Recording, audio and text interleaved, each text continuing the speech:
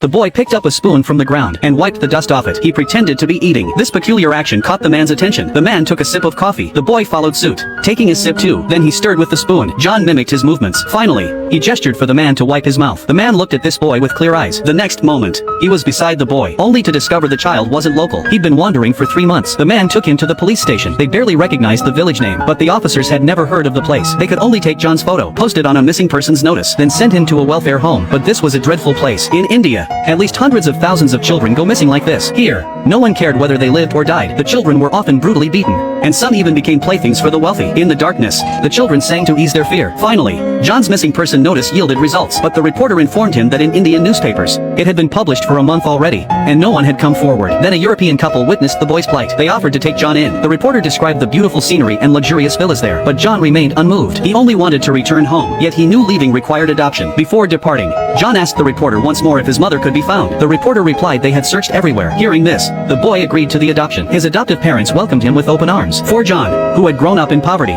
this was an unimaginable life. The living room was spacious, the refrigerator overflowing with food, and there was even a television. Yet his adoptive parents treated John like their own son. They took him to play baseball, and even took him out to sea. Soon, John felt at home. Even when he saw his adoptive mother shed tears, John would gently wipe them away, his heart aching. 21 years passed. The once homeless child had grown into a handsome young man. His grades were outstanding, and he gained admission to university. Yet, having left his adoptive parents, he began to yearn for his biological family. One day, seeing the Sugar Ears at an Indian class reunion, John suddenly burst into tears. Memories of the past flooded back. He remembered his brother saying they'd return with Sugar Ears when they got separated. Now he lived well, but wondered if his family was happy. So John secretly began searching for his hometown's location. Using computer data, he discovered the train's speed 20 years ago, and roughly calculated his hometown lay 1,500 kilometers away. Then, using the station where he disembarked as the center, he drew a radius around it, searching bit by bit. Yet after 2 years of searching this way, John still found nothing, so he began locking himself in his room. Finding his family had become his obsession. He dared not even return to his adoptive parents' home. That day, his adoptive father told him his adoptive mother was in poor health. When John returned, the moment he saw his adoptive mother,